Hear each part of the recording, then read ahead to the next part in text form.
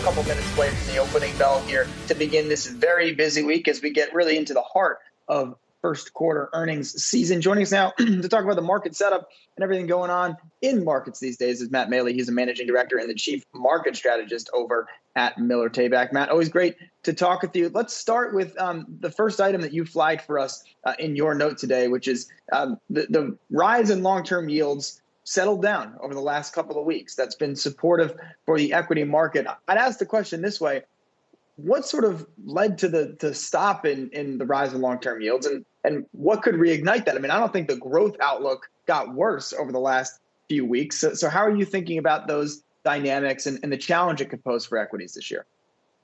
That's exactly right. I mean, if anything, the economic data has been, in general anyway, has been much better. And of course, earnings so far, as you mentioned, we're just getting into the meat of the earnings season. But so far, we're getting a lot more companies are beating. I mean, they always beat expectations every time, but now it's running above 80%, which is very high. So there's no reason for people to be saying, "Oh my gosh, things are slowing down."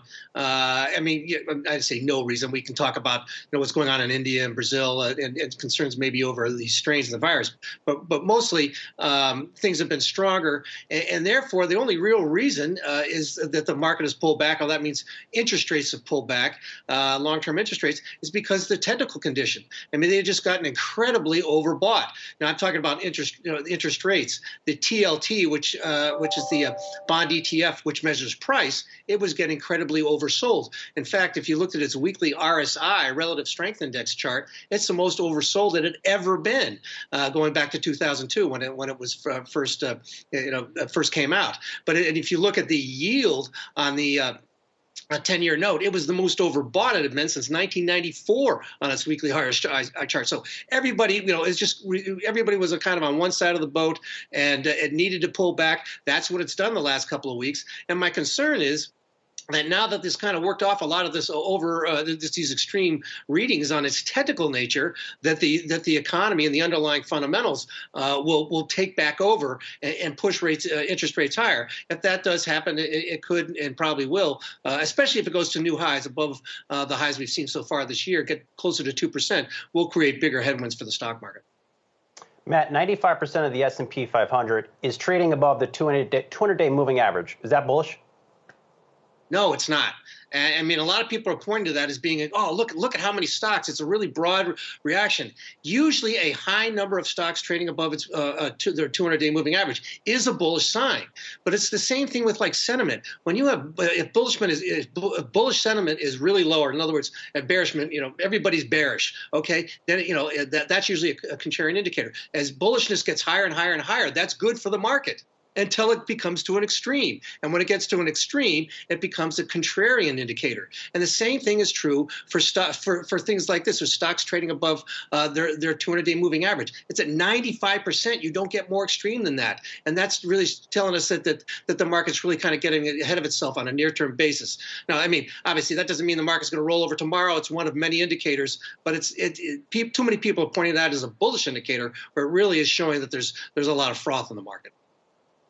Matt, you didn't name it either in the comments you just made or in the notes that you sent us, but tech, obviously a big factor this week, as we were just discussing. Going to be a lot of companies reporting this week.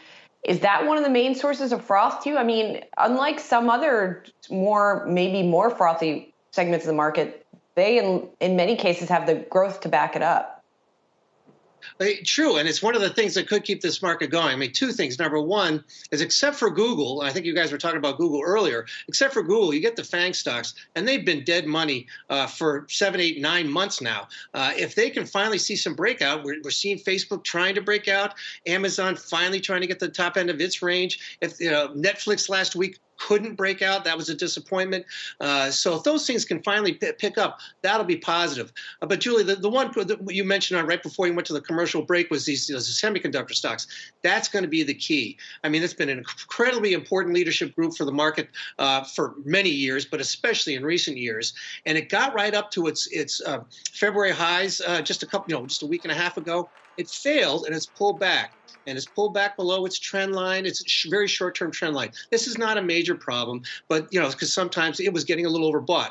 Now it's starting to bounce back a little bit this week, and we're getting a bunch of earnings. If it can continue to rally and break back above that kind of mini double, or no, that double top from February and April, that's going to be very bullish. If in turn, if it fails and rolls back over, it's going to kind of confirm a double top and be quite negative for the stock. Again, I'm sorry, for the overall market. This group has, again, been a very important leadership group for the markets for a long, long time, not just for the tech area, but for the entire market. So how it reacts this week is going to be very, very important. So the opening bell, NUVB, ringing that bell today on Wall Street. A lot of folks there clapping it up, very happy for them. Matt, we've talked about this in the past. Tesla, you're a noted chart watcher on Tesla. What is the charts saying to you about the potential next move in Tesla shares as they report earnings later today? Well, I mean, it's a very I'll punch it up here so I can be looking at it when as I talk to you. But here's another stock that's really it's been dead money for quite a while, not as long as a lot of these the FANG stocks. But the key right now is that it's trying to it had this big sell-off in February and into March. But since then, it's made a series higher highs, mini higher highs and higher lows. That's bullish. So the big thing right now is how are these earnings going to come out? Can it break above that 800 level? Give us a little bit more of a meaningful higher high. Now, it won't be a new all-time high, but that's okay. That'll be quite bullish. Again, if it rolls back over and breaks below, that kind of 675 level, that's going to take it below that trend line you've seen from the March lows. You look at the chart, the March lows of this year, that'll take it below its trend line. So that's really what we're looking at there. The overall, though, the line of least resistance, as you can see from that chart, overall, nice higher highs, higher lows on a longer-term basis. The stock still looks setting up to do better, but how it reacts to these earnings is going to be, needless to say, be very, very important. The one thing I would note, though, if we do trade lower, you got to be careful because one of the things is it's a big momentum play. You can believe in its fundamentals, but those fundamentals are way out in the future.